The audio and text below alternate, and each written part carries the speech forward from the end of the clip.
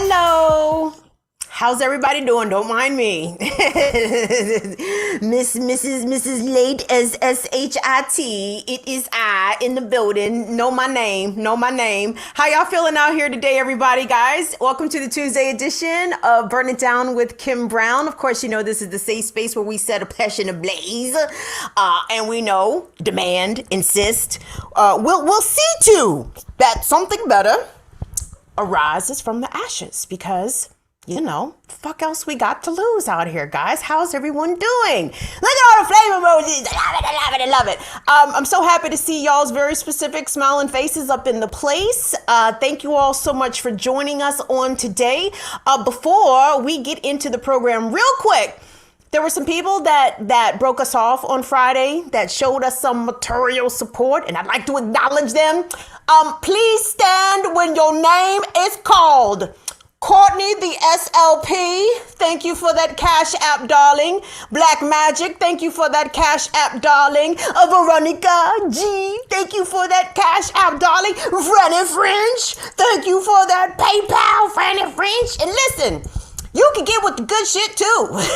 So you want your name called out in front of 28 people? Well, listen, I can accommodate that. We can facilitate you. Just join us. First of all, thank you so much for the thumbs up. Of course, Chuck Diesel letting everybody in the chat know he is our majority whip in the chat.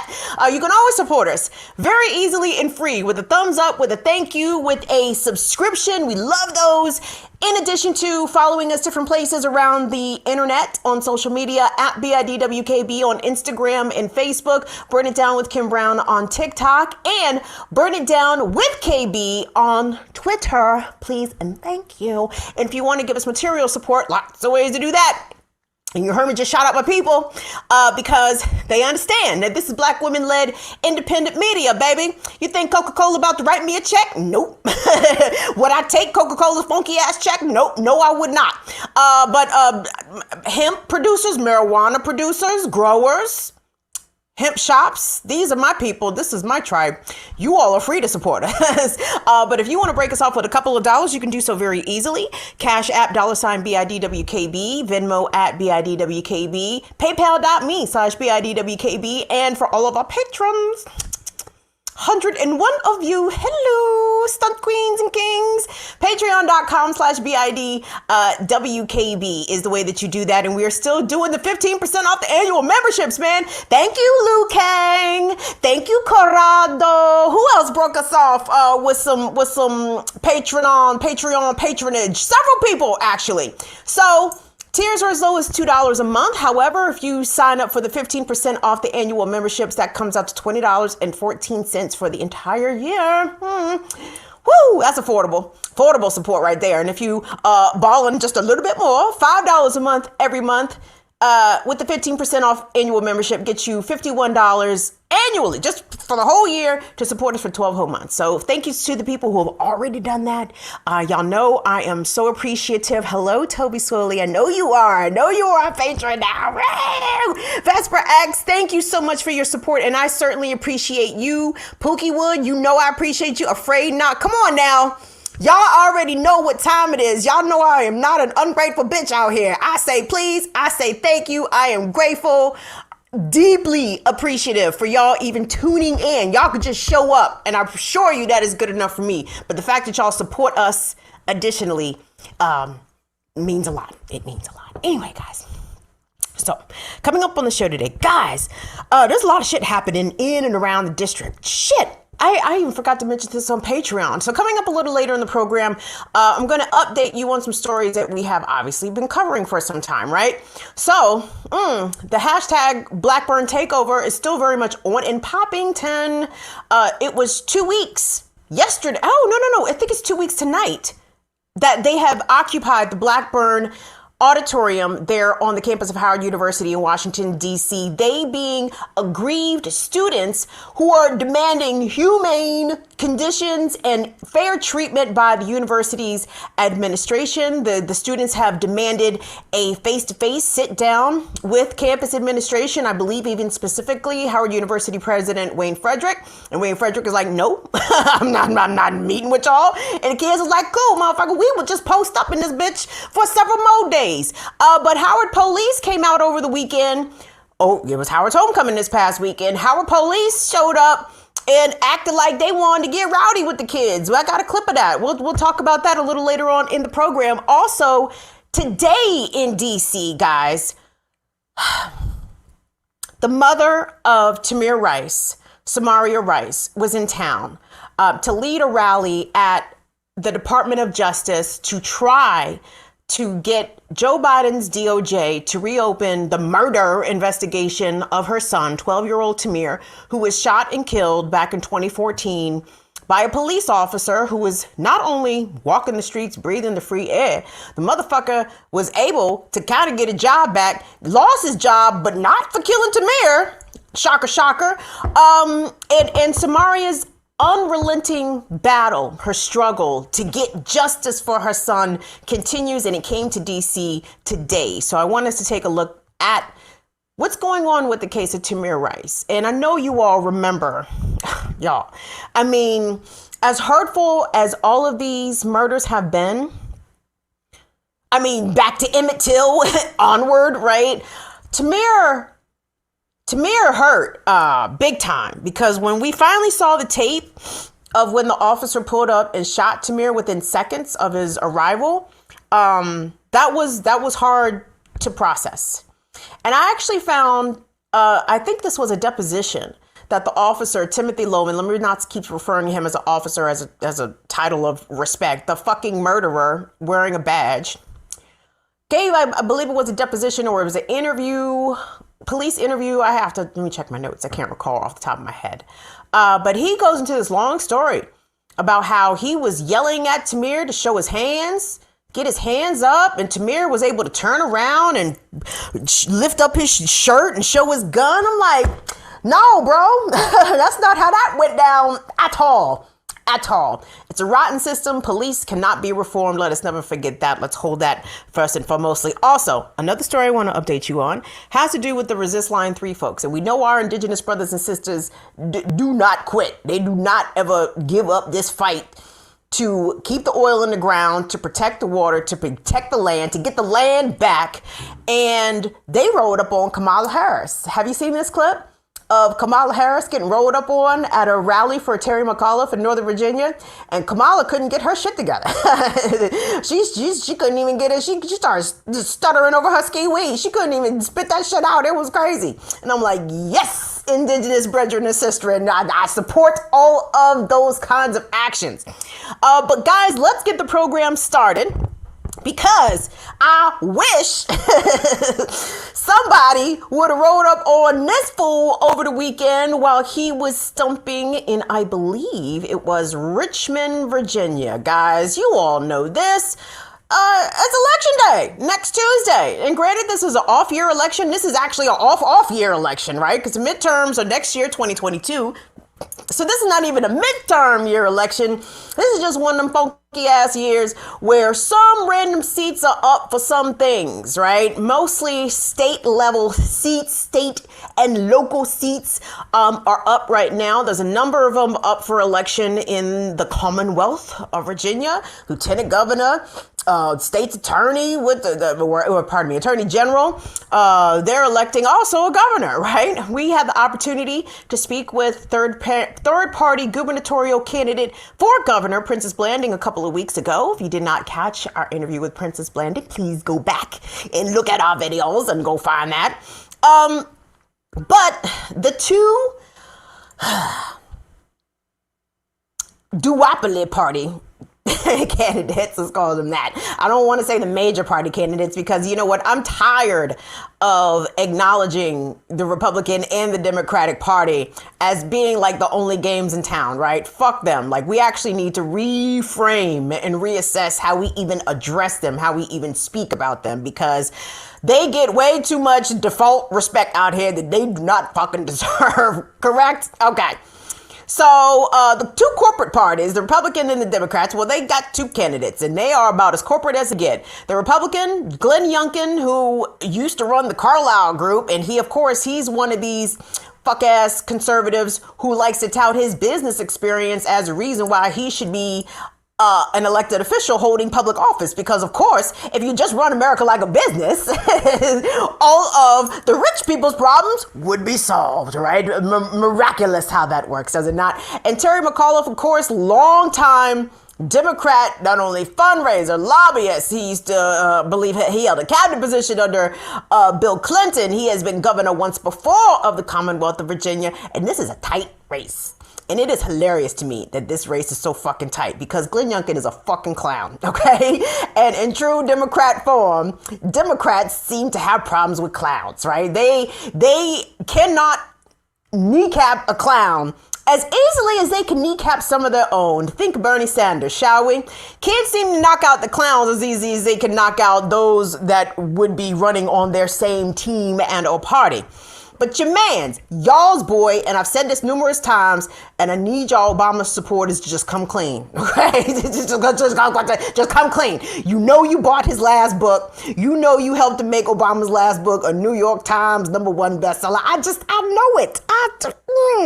Y'all, I'm not gonna call out no names. You know who you are, and you know who you are, but that's okay. Because y'all's boy, Barack Obama, was down in Virginia stumping for Terry McAuliffe. Because you know, if there's enthusiasm gap amongst the Negro voters, you gotta trot out Barack and Michelle, and apparently I guess now Kamala is in that rotation as well. You gotta trot out the respectable Negroes, the Negroes to be aspiring to, the black bourgeoisie. They have to be displayed. So all of us lowly, regular Negroes understand that we need to fall in line because Obama told us to come out and vote. Well, Obama's catching a lot of shit because he made some comments in front of people and live microphones that, first of all, you can very clearly tell he didn't think shit was wrong with what you're about to hear him say. He just said that shit nice and casual, calm, like, very cavalier about the whole scenario. So listen, let me not keep you in suspense. Tunde, could you cue up your boy Tunde? I'm gonna call Obama your boy too. Cue up your boy, Barack Obama. I know why sometimes folks just get tired, and maybe they say, I'm not gonna bother voting this time.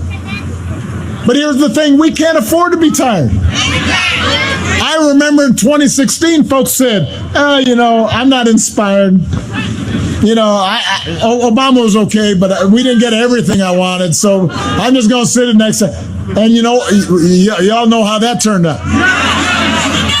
That's what happens when you're not paying attention. That's what happens when you become complacent or you let your frustration lead to inaction.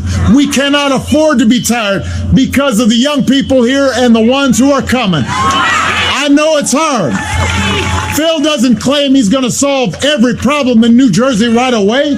I didn't solve every problem when I was president. But the fact is that as hard as it is, we can still make it better. It's hard to undo the legacy of discrimination that goes back centuries, but we can make it better. It's hard to deal with special interests who want to keep the status quo when you're trying to make the economy more fair and just, but you can make it better. It's hard in a big country where people disagree to get everybody moving in the same direction, but we can do better than we're doing. We really can. We can make it better. And when you've got the right person in the job, we might not get every single person employed, but we can get more people, more jobs. We may not get every child the best education in the world right here in Newark. We can give a lot more kids better education here in Newark. I didn't get every American health care, but boy, we got a whole lot more people in America health care. It makes a difference when we decide to make things better. When you've got somebody in your corner who's shown you that they will work for you, who has a track record of accomplishment, you got to go out there and work for them. Not because everything's going to suddenly be perfect, but because it's going to be better. And you're preventing others from making it worse.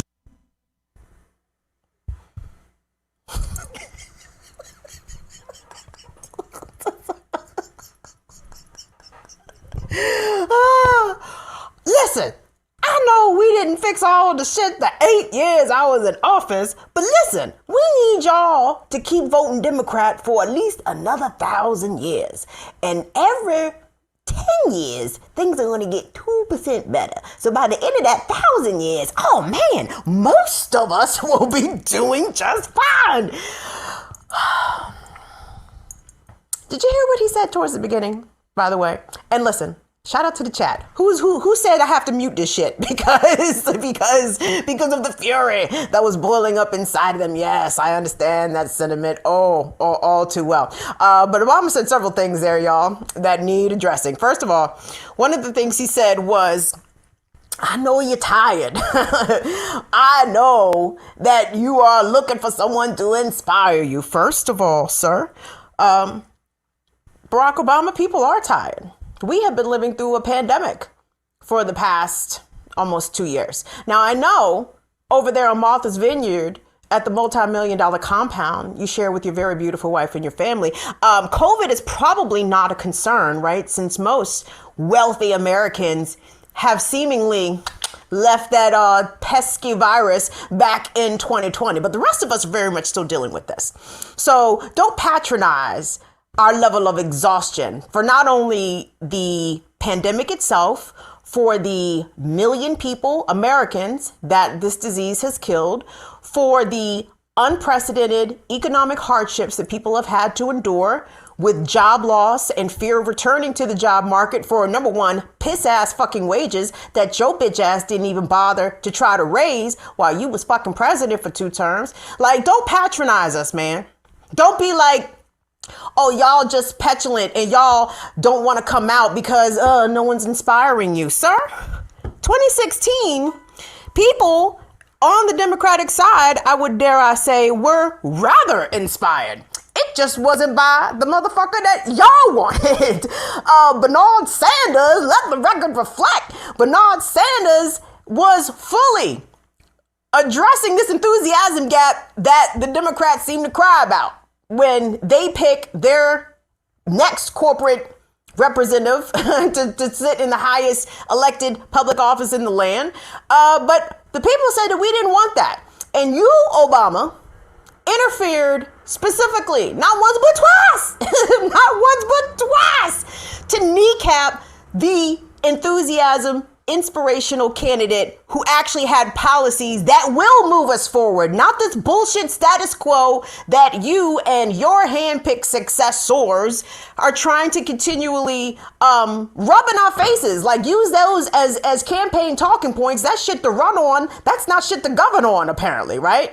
And again, voters came out in 2020 for Joe Biden amidst the pandemic, amidst all kinds of shit, amidst all kinds of voter disenfranchisement. I mean, the amount of roadblocks and obstacles that Black voters and people of color voters have had to face over these past 2 major election cycles is ridiculous. And Obama and them act like, well, why don't y'all just put more people in the minivan? Like, they act as though that there is not systemic things and legislative and policy things. Like, for example, the voter ID laws and voter disenfranchisement laws that have been enacted in Texas and in Georgia. Nigga, good luck getting Black Texans and Latino Texans and Georgians back to the polls to stand in line for you while you fucking finger wag them for delivering you not only the majority in the Senate, or at least the more votes in the Senate. Nigga, y'all ain't had both chambers of the House, both chambers of Congress since your first term, Barack Obama. So again, like, I get disgusted with how the Black bourgeoisie are used to beat the rest of us upside the fucking head like they know some shit that we don't fucking don't. No, y'all don't know shit about this existence, okay? Obama can take us on tours of his little funky ass house. He can show us, break ground on his new little library where he is displacing and disenfranchising other Black residents, specifically Southside Chicagoans who can't really endure that right now. I can't stand him. I cannot stand Obama. When I see his little funky face on TV, it really drives me crazy. And let me correct myself, because obviously, as you guys obviously figured this out, that he was giving that stump speech in New Jersey, where Phil Murphy is running for re-election in New Jersey. I am actually not clued into this New Jersey gubernatorial race at all. I'm assuming since Barry is out there, Phil might be in some trouble, huh? Because, Barry got better shit to do with his time, I suppose. But he has not just been there in New Jersey. Like I said, Obama and Michelle have made appearances here in Virginia, stumping for their homie, Terry McAuliffe, one of their own, one of their class, despite the fact that there is a black woman candidate on the ballot for governor ready to make history. And I wanted to highlight something real quick, guys. So that was Obama trying to vote shame us again. And, you know, guys, I want you to play that, if you could, for your, assuming that we're about the same age, right? I want y'all to play that for your mama and or your grandmama and or your auntie. You know who I'm talking about. The black boomer Obama stands. Especially the black women and the black men too, actually. Let me just keep that as I had it. The black boomer Obama stands, right? The black women who look at Obama like he could be their son. And the black men, the boomer black men who look at Obama as, man, that nigga got it made, right? Like he's got a nice, beautiful, tall wife. He's got money in the bank. You know what I'm saying? He young, flashy, fly, young boy doing his thing, whatever. I need y'all to play that clip for them. And I'm sure a lot of them, because that's the demographic of black people that generally votes, right? Do I have that correct? Black boomers take that voting shit extremely seriously, and that's good. I don't have no objections to that whatsoever. But play that for them. Play that for them, especially if they work the poll in 2020. POLL perverts. If they were polling place workers in 2020, if they went out and voted in person in 2020, please play that clip for them. Tell your mama and your mimo and your auntie that Obama said y'all can't be tired. Y'all can't be tired because this is the most important election of our generation. Now, 5 elections in a row. It's crazy. It's crazy. But the race in Virginia for governor is extremely interesting because it's so tight, right? I feel as though Virginians, like, you really can't lose voting for Princess Blanding, right? Because again, the Democratic establishment in the Commonwealth of Virginia is trying to put that very same press on black Virginians. Like, no, like this is too close. You can't waste your vote on an unknown candidate or a third party candidate. To vote third party will be a waste. Y'all, how long have they been telling us that? 25 years at least? Nah, fuck that, dog. Fuck that. Princess Blanding is on the goddamn ballot. And if you live in the Commonwealth of Virginia, listen, that voting for two evils, the lesser of two evils shit, that shit is done. Because at the end of the day, you are still casting a vote for evil, are you not? And Joe Biden is living by example right now, showing us that the liberal Democratic version of evil is only more presentable than the Trump conservative version of evil. But they both have voracious, insatiable appetites for fucking us over. Period, point blank. And make no mistake about it, I don't care how many black people Terry McAuliffe get out there and campaign with. Tunde, pop me up if you could, A2. Because again, like I said, y'all, this has been a very competitive race between Terry McAuliffe and Glenn Youngkin. The polls have them pretty much at a dead heat. I believe it was the Monmouth Education poll, Monmouth University poll with that had Terry McAuliffe 48% of those polled, with Glenn Youngkin, I believe, at 47%. And then I think the error of margin was around 3%. So statistically, it's a dead heat, right? But fuck them, the both of them. Fuck Terry McAuliffe and fuck him. Yes, fuck Glenn Youngkin also. Because Princess Blanding is on the ticket. And Princess Blanding's out here running a campaign of policy platforms that agree with black folks. But I want us to take a moment and listen to Princess, 8-3 if you could for me, Tunde, because she wanted to give a moment to address the polls, right? Because the way that you guys know this, I mean, I know we're all little junior varsity political scientists, right? But we understand the way that polls are conducted, they can be very easily manipulated, and they can also be very misleading at its inception, depending on how the questions are worded, how they are asked, what the, available responses are, et cetera, et cetera.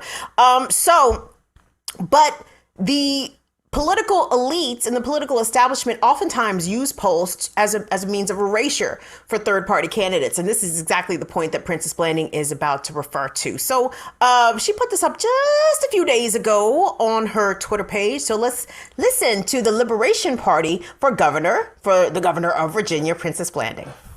Like, right. So I'm going to move out of the way for just a second, because the last time I checked, unless I need to put my glasses on, which I might, so let me go ahead and do so, Princess Blanding's name is not included on this survey. However, you attach 2% to my name, then, and I think it says other candidates, right? Or independent, but they don't use my name in the survey. However, they tag my name onto the 2%, again, to make us feel like we don't have a chance. And we know that not only do we have a chance, we will win this election, and this will be one of many more victories to come. So let me put on my glasses so that I can make sure I see this, because I know y'all going to see the same thing that I see, that my name is not included. These are lies that are being put out.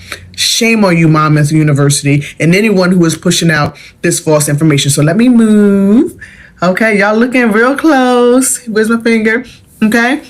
And you'll see under questions and results, it says Glenn Youngkin, Terry McAuliffe, other candidates. Princess Blanding's name is not there. However, they published the poll results showing that only 2% of Virginians said that they would vote for me. So again, I need your help to not only help spread the word widely, but if you live in Virginia, when you go to vote for me, I need you to bring as many community members and supporters with you as possible.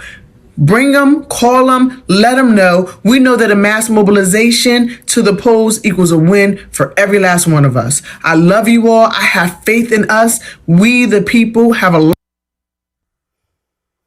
Princess Blanding, everybody, Liberation Party candidate for governor in the Commonwealth of Virginia. Now, guys, I know that Princess Blanding's chances are is not going to win this race. However, I think that if she makes a formidable showing, and I think what's a good threshold we should say, if she captures 3% of the vote, isn't that all like a third party candidate needs in the national votes, in the national elections, in order to to get congressional matching funds or something, federal matching funds or something like that? I know y'all like, God damn, Kim, you don't know shit. I do know some things. Sometimes marijuana memory just don't allow me to make these connections in a very timely fashion, but I digress. So if Princess is able to capture 3% of the vote, I think that would be pretty goddamn good, because for one, she's out here basically operating on no money. And I understand that when she appeared here on the program, she minimized, the effect that money can have on a campaign. But let us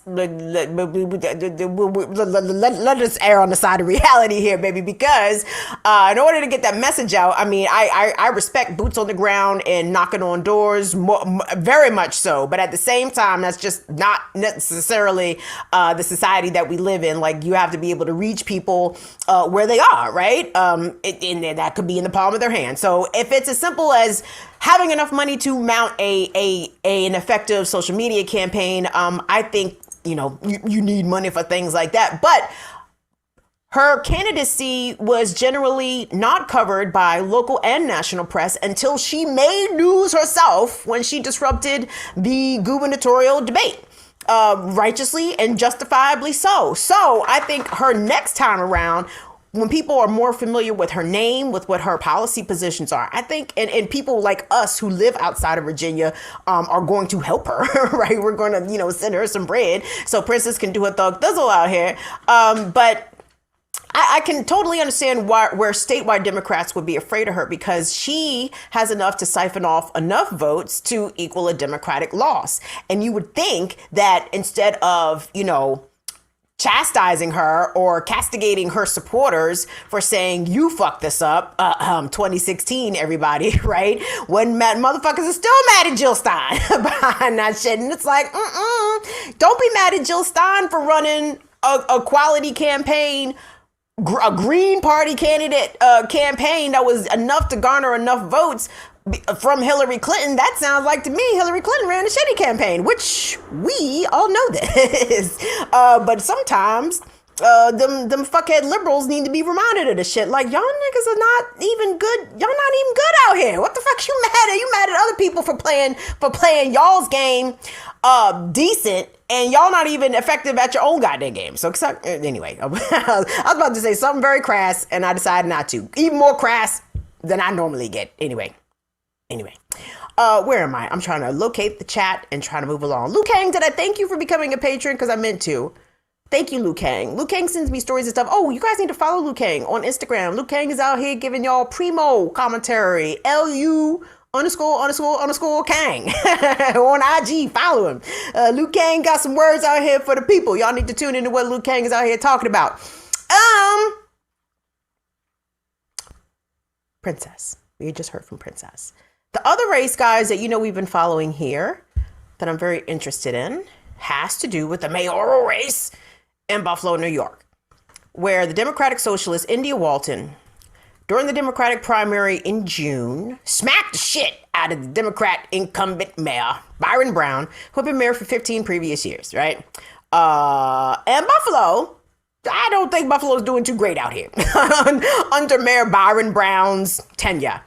Damn it, did I really forget to put that on the doc today? And I'm an idiot. I may have forgotten to put that on there. I think I forgot to put that on there. You guys, so this race, honestly, the race in Buffalo, it's really hard for me to get a gauge on who's winning. And I'm going to tell you why. Because, first of all, early voting just kicked off, I think, Saturday in Buffalo. So both Byron Brown and India Walton were out, rallying their base, of course. But when I do Google searches for polling for the Buffalo mayoral race, it doesn't show up. And let me rephrase. Not so much that it doesn't show up. Nothing recent shows up. The most recent poll I was able to find was from September 21st. Nigga, that was 6 fucking weeks ago. Like, you can't give no goddamn political commentary based off a poll that's 6 fucking weeks old and the goddamn election is next week now. So I am in a bit of a conundrum. I don't know how India's out here doing. Now, what I do know is that India Walton got some help over the weekend. I'm sorry, y'all, my eye is watering. Pay me no attention. AOC came to Buffalo to stomp with India. Cynthia Nixon came to Buffalo to stomp with India. India Walton randomly, I think, received an endorsement from Chuck fucking Schumer. Really? I was sort of surprised by that. Because I'm sure India Walton, she tweeted about it, like, thanks. But I'm thinking she was in the back of her mind, like, nigga, I don't give a fuck. Chuck Schumer, you ain't got no pull up here in Buffalo like that, nigga. No. Nobody on the east side of Buffalo thinking, now who the fuck does Chuck Schumer think I should be voting for in this election? No, I'm sure not. But whether or not she was asking for it or not, she did receive the Chuck Schumer endorsement.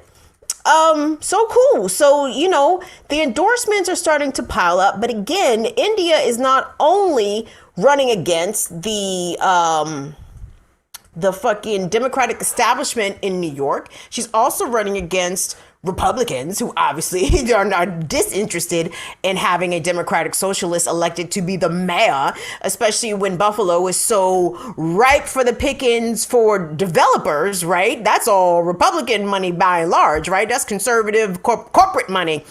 They need to know that they have a friendly up in there in the mayor's mansion or wherever the fuck the mayor live in Buffalo. But yeah, so be watching the India Walton race, because again, the poll that I saw, I think it was from Emerson College. And again, I can't speak to the credibility of an Emerson College political poll, but according to them, they had Byron Brown up by a lot. But again, this was a September 21st poll, which we don't give a fuck about on October 26th. So there's that.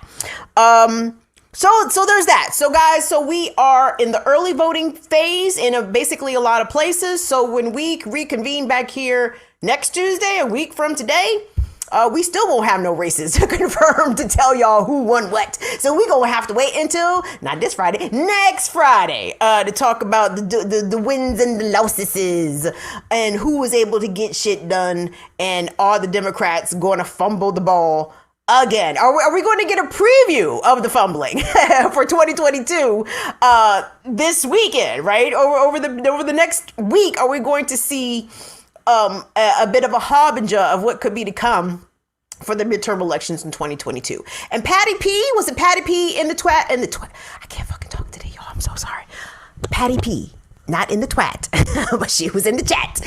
And Patty P, the comment that I think I caught a glimpse of you saying had something to do with the filibuster, and how, Democrats in the Senate will not eliminate the filibuster because they don't want to get anything done. And yes. Guys, if I don't talk enough about congressional politics for y'all's taste, I'm sure you understand why. Because I don't have any confidence nor faith in Congress as an institution, and additionally, Congress under Democratic majority. Now, granted, I could give a fuck if the Democrats or Republicans run Congress, because shit does not seem to get done that benefits me and mine, by and large. When the Republicans are in office, they put the pedal to the metal, they shove their agenda down your throat, and if you don't like it, they don't give a fuck. They're not about to reach across the aisle and ask you to negotiate shit. No, the Republicans are going to do exactly what they want to do, and the Democrats should really take notes. But I don't talk about the filibuster. I don't talk about the negotiations with Kyrsten Sinema and Joe Manchin, because at the end of the day, I understand that those elements are in place for a reason. Joe Manchin and Kyrsten Sinema are taking the obstinate positions on the elements of the infrastructure spending bill that they don't like for fucking reasons, right? It has everything to do with money, has nothing to do with their constituents. And don't you ever forget that Joe Manchin and Kyrsten Sinema represent the 1%, and they're going to execute the whims and desires and the wants and the policy wants of the 1%. And for motherfuckers to expect them to do anything goddamn different, you are living in a bit of a we live in a democracy fantasy world. Oh man. Oh no, the majority of the people, the will of the people, that is what makes America so great. No. America's a shithole country wearing the best disguise in the world. And it's not even really that good of a disguise. America is absolutely, the emperor has no clothes, right? And people said that specifically about Trump. No. That is about the American empire generally, okay? Broadly and very specifically, right? The emperor has no clothes on. The shithole country is here. And it is not Joe Manchin's fault that it's a shithole country. It is not Kyrsten Sinema's fault that it's a shithole country. It is Joe Biden's fault and his ilk, who have engineered the state of fuckery that we are currently in due to decades and decades of voting and supporting garbage policies, which, if I wasn't living through it, I would find the shit fucking hilarious that all the trash shit that Joe Biden supported for 40 years in the fucking Senate has all been dumped at his literal feet in the form of a pile of manure, crossing many issues and industries. And it's like, damn, dog, this is the shit that you wanted, though, homie. Like, this is the shit that you fucking voted for, and now your bitch ass gonna have to deal with it because you're in charge now, nigga. I shouldn't even call Joe Biden a nigga. He has not earned nigga stripes. Anyway, we call white people niggas. There's a variety of reasons to call white people niggas, but me calling him a nigga was not in a nice familial, you my nigga. No, fuck you, nigga. That's the kind of nigga I'm talking about Joe Biden as. No, fuck you, nigga. You bitch ass nigga. Shall we move along? Yes. Guys, happening in DC. Today makes week 2 of the HU hashtag Blackburn takeover. And Lord, I sound like a 45-year-old auntie every time I say hashtag. Hashtag. It's a hashtag. It's the number sign. Hashtag Blackburn takeover is still very much in full effect on the campus of Howard University. The very prestigious Howard had their homecoming this weekend, guys. Norfolk State actually came to the district, and I don't know who won the game. I don't even be caring. Because the kids are still very much with the shits. And the kids have made a number of demands of Howard's administration.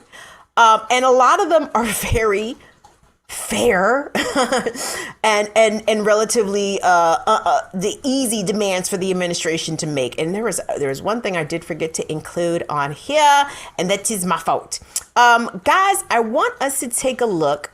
I'm sorry, Tunde. I know I have kind of gone all over the place here, but bear with me. So I want us to take a look, guys. Let's cue it B2 Tunde, because Saturday, the next clip that we're about to see happened Saturday. And let me just give y'all a little heads up. It's going to come through very loud. So you might want to, protect your ears, turn it down a little bit, because it's going to be a whole lot of hooting and hollering.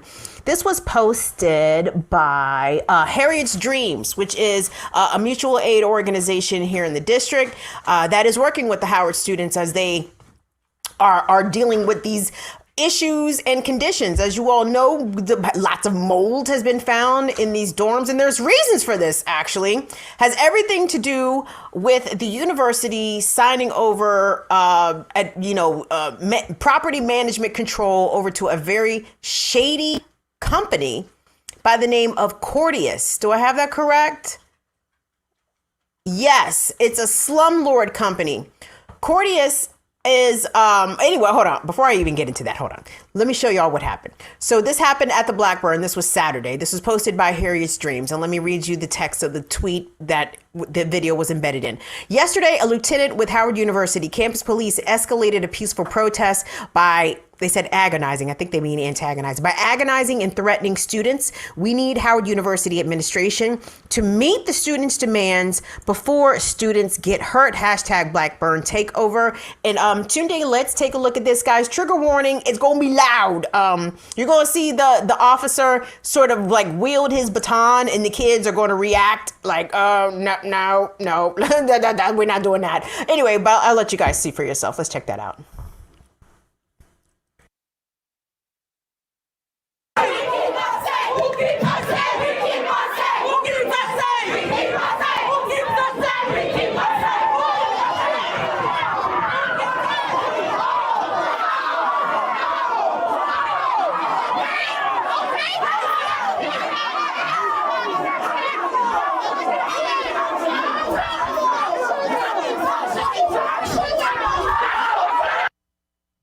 And guys, this is a concern I think that the students have. Can I shout out Professor Greg Carr, Africana Carr? He is a professor of Africana Studies there at Howard University. I really like Professor Carr a whole lot. He's a really nice guy, and he's really smart. And he hosts a radio show on the public radio station here in DC, WPFW, which is the Pacifica station, home of jazz and justice. FYI, sidebar, y'all niggas will know that I made it when I got a show on PFW, bitch.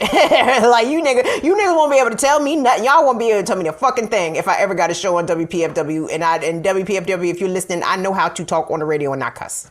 But we not on the radio, so I'm gonna cuss my ass off. Anyway, so yesterday, Greg Carr had on his program Chuck Modiano. Of course, we know that Chuck has been covering this because at the request of the students, they asked Chuck to come in and cover this, and he did, and that's more respect to Chuck for that.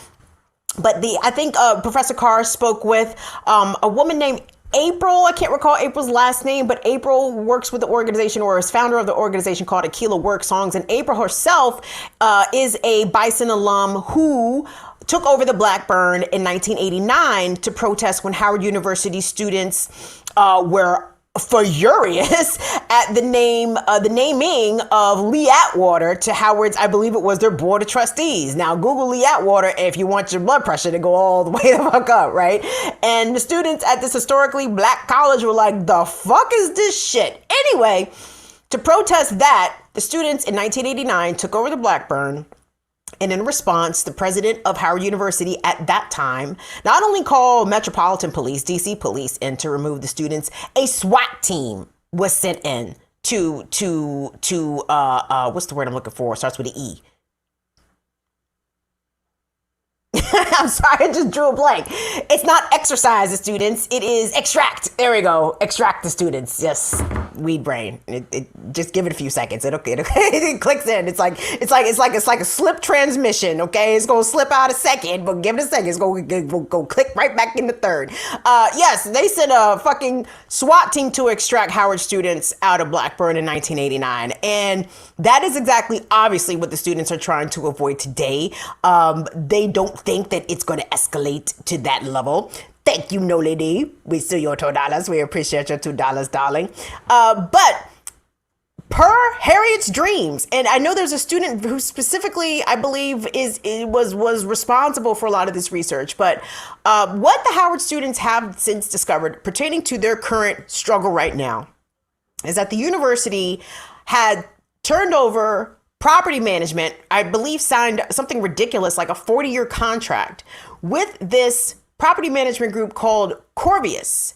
And Corvius, I think that's the parent company, but it also has other subsidiary company names that it operates under. They have been sued a number of times for mismanaging military properties, specifically in Fort Bragg in North Carolina. There have been a number of lawsuits against Corvius, and this is who Howard University chose to oversee their residential areas for their students. And a lot of the similar problems that have occurred at other Corvius properties is exactly what is happening on the campus of HU. So, Tunde, if we could we please cue up B1 for me, please? Because these are some of our academic brightest minds out here, right? I mean, I love Howard students. I love Howard University. I love the campus Howard. My mother reminded me, by the way, when I barely graduated high school, when I limped out of I'll give y'all the name of my high school. I graduated from Atherton High School. It was the whitest school on the fucking planet. Like, I did not like Atherton. I did not like my time at Atherton. And my academic performance reflected how much I disliked my time at Atherton. So I barely graduated high school with a 1.6 GPA. Mind you, I got like 1,200 on my SATs. Now that's from 96. Numbers, motherfuckers, okay? Now, I know they done recalibrated the goddamn SAT scores. That 1,200 is from 96. Put some respect on my name for me to be a 1.86 GPA having student. I said all that to say Howard University took my ass anyway.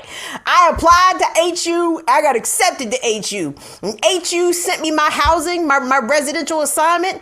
That shit said freshman dorm, no air conditioning. My mama said, and mind you, where I grew up in suburban Maryland was just over the cutoff line to be included in in-state tuition. So I would have been paying out-of-state tuition despite the fact that Howard University was 30 minutes away from where I grew up. And them motherfuckers was going to charge me full ass out-of-state tuition to put me in a dorm with no goddamn air. Nigga, please. You motherfuckers are going completely fucking crazy. And I am proudly a community college student who transferred to university. Don't knock the hustle. Don't knock the hustle. But I said all that to say, let me set this up for the children. The kids at Howard have done their Googles, they have done their research, and they have questions for their administration as to why they would turn over something as critical and as crucial and as vitally important as the health and safety standards of residential housing of their students to a company that has already been sued numerous times and has a deplorable reputation for managing their properties. Tunde, let's take a look at B1, please. Howard University did just sign a 40-year contract, with Corvius, who is a very slumlordy company. They are the housing managers for us right now. I personally had issues with them. They don't really respond to maintenance requests. I've had to request my air filter be cleaned multiple times. It hasn't been cleaned nor changed. I know they're expired. There's actually mold growing on the exit sign outside of my door. She can actually attest to the mold growing in the tiles of our ceilings.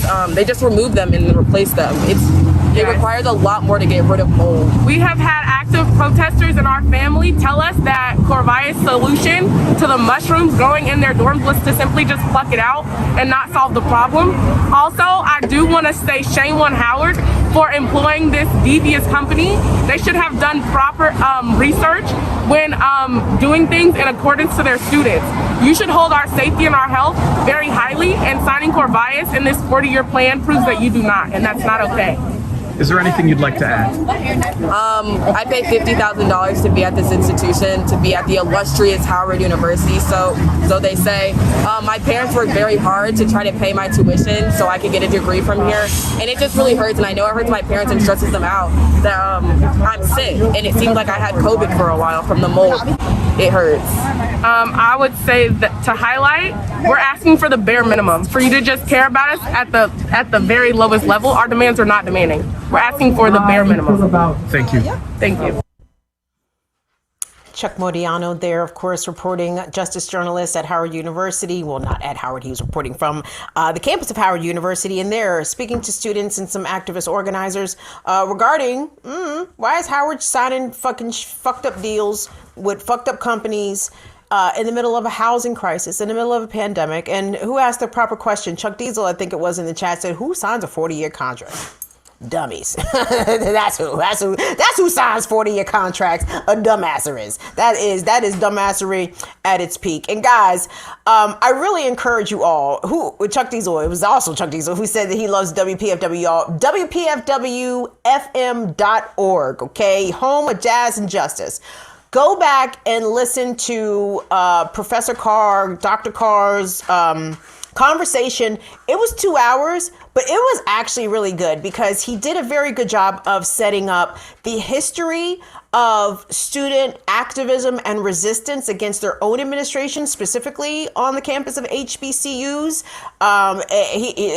They did a really outstanding job of setting that up. Obviously, what these students are dealing with is 21st century problems, but this is not the first time that Black students have had to organize and like chin check their administration, right? I mean, this is that ongoing struggle, and most HBCUs are not there to create revolutionaries. No, like they want you to get a job, and in order to get a job, chances are you can't be that goddamn revolutionary. And the Howard is not alone with that, respectability ladder ascension roadmap that it wants to present to students. So WPFWFM.org. Go look for Greg Carr's conversation yesterday. It was extremely, extremely, extremely insightful. But we will continue to monitor this, guys, because this is important. This is students standing up for their rights.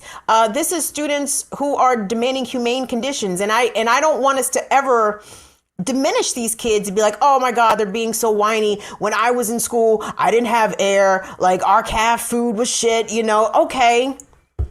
It don't have to be like that though, y'all. Like you can want nice things for yourself. And even if you yourself did not receive those nice things, want nice things for other people, right? Even if you were, as they spoke about this in Professor Carr's conversation, even if you were wearing your, roughing it college experience as a badge of honor, no, dog.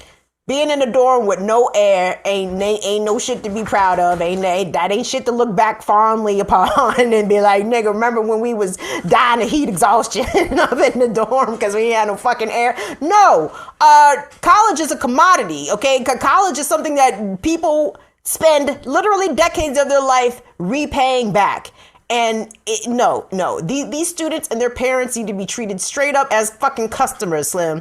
If I'm paying $40,000 for everything, bitch, that bitch better be shining. That motherfucker better be clean. I don't give a fuck what it is. Even if I'm buying a $40,000 house. I'm just playing, but y'all feel what I'm saying though. Like the kids need to have their accommodations, as they said, the bare minimum at least met. Guys, I have a couple more things that I want to get to.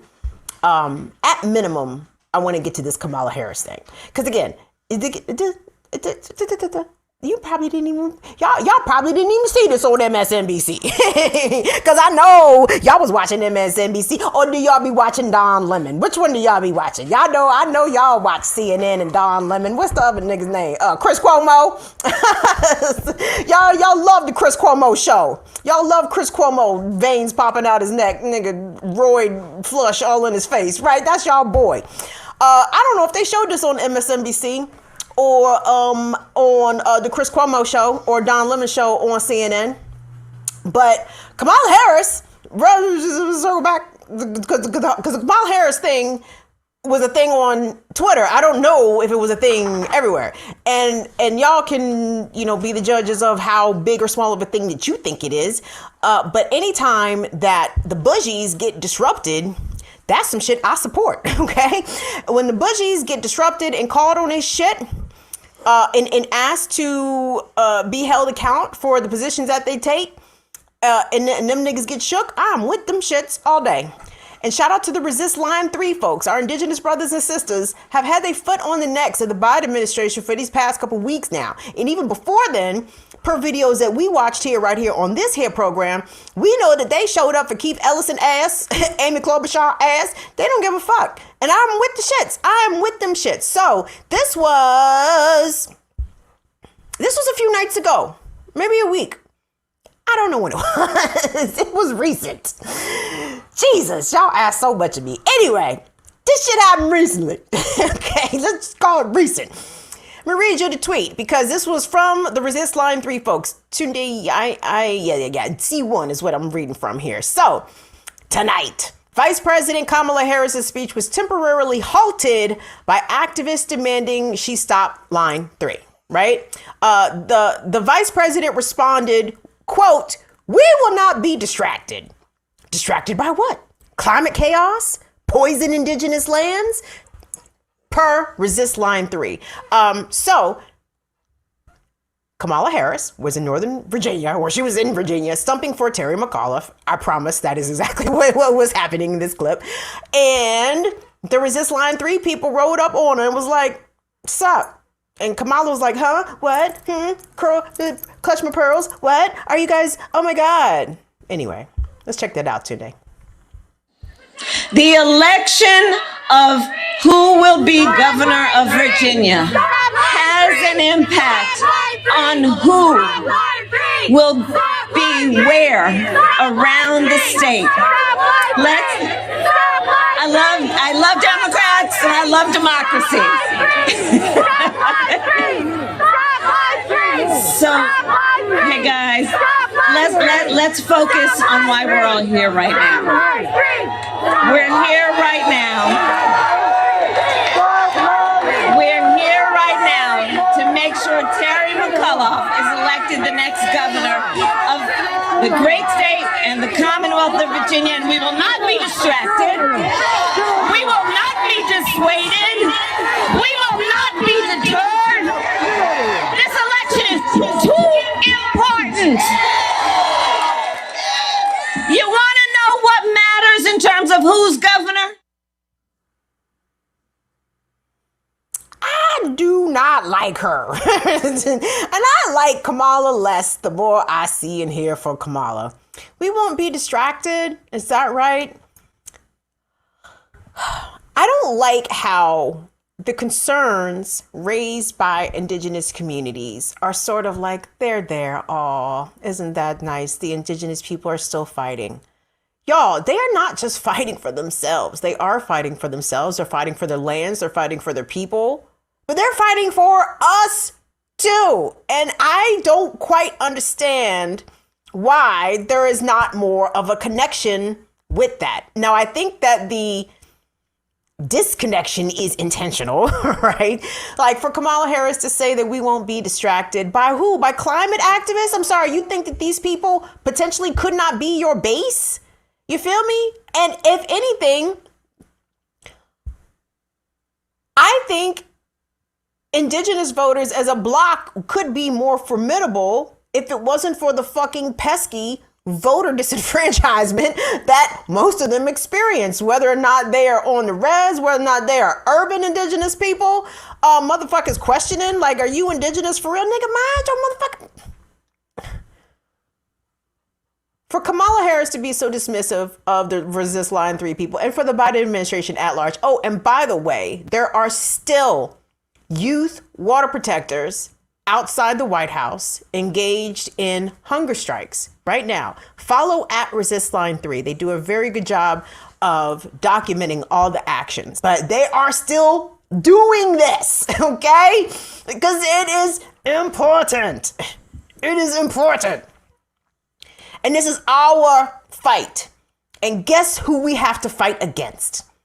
We have to fight against both Republicans and Democrats in order to enact some sort of climate change solution. And for the fact of the matter that Kamala will say we won't be distracted, and Obama say, oh, well, we couldn't get everything that we wanted. No, motherfucker, like the time is done.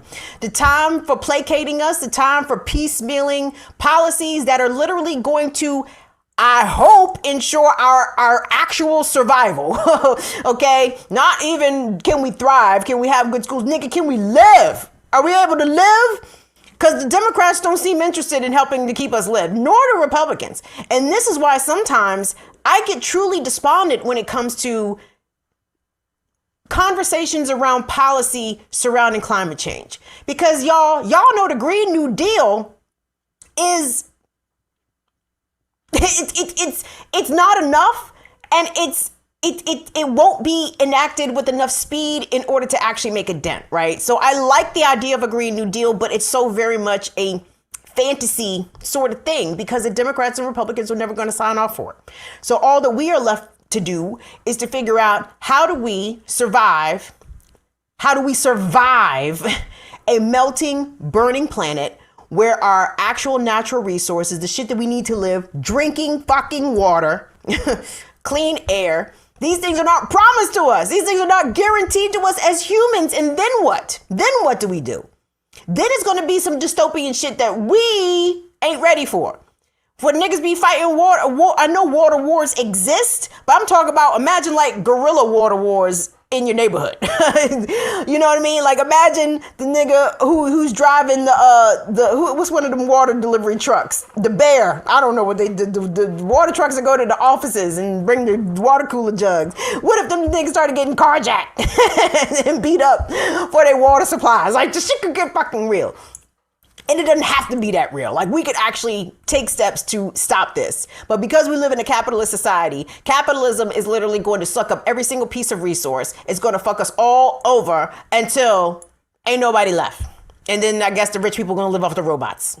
I can't stand it. I can't stand it. Guys, here's what I'm going to do. It's 6:04. I've gone a little long. I still very much want to speak about justice for Tamir Rice. Because, like I said, Tamir Rice is in town. She's in D.C.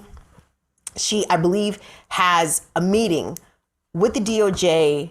October 27th is, I think, what I saw on the Tamir Rice Foundation social media. So, I know some people that were down there speaking at the rally. I was hoping to even get some footage of the rally, but they didn't go live on YouTube. But we're going to talk about justice for Tamir Friday, okay? Excuse me, I don't mean to be burping all in your face, but we're going to do that Friday because I want to see if I can talk to somebody actually, because somebody was supposed to get back with me about talking about the actions today. And I'm interested in speaking to people that was there on the ground. Like I can, armchair this shit, whatever, but I'd rather speak to people that was actually there. So let's do that. Let's put a pin in that for Friday, okay? I want to say you all, thank you so much. Thank you to Schultzy. Thank you to Lou. Thank you to Afraid Not. Thank you to Torches and Pitchforks. Thank you so much to Afra, Ursula.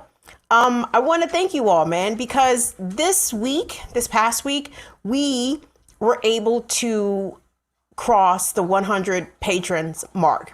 And I know there's a lot of big channels, there's a lot of big platforms out here, people with a lot of patrons, right? And a lot of followers, okay? I want to thank y'all because you could have been anywhere in the world in the house tonight, but y'all here with us, you know what I mean? And that's not lost on me. That's not a small thing.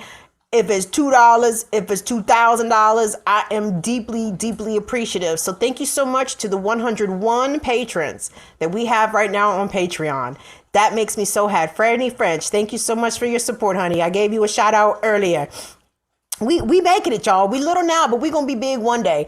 And trust me, like I don't have aspirations to sit on a panel on CNN or MSNBC. Nigga, let me explain something to y'all. If y'all ever see me, y'all please yoke me up. Like I give you permission to put hands on me in public. If y'all ever see me on some CNN or some MSNBC shit talking some CNN or some MSNBC shit. Now, if I get to go and get on there and do Burn It Down with Kim Brown shit, then that's different. But if I get up there, hey guys, I think it's important that we all rally around Joe Biden because, no.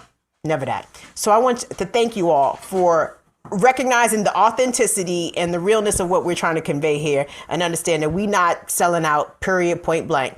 We only selling out to y'all. We gonna sell out to y'all. And the more y'all we can get up in here, the more we can sell out to the people. Because that's who. Is that favorable? I'm trying to ascertain. I'm thinking to myself, is that a good thing to sell out to the people? Yeah, I think that's a great fucking thing to sell out to the people. So yes, thank you all so much for all your support, free and material and otherwise. We will see you back here Friday. Join me tomorrow morning on Black Power Media for the Remix Morning Show, 8 a.m. Eastern Standard Time. And I love y'all, appreciate y'all. On behalf of Tone Day and Monday, we will see y'all later. Bye bye.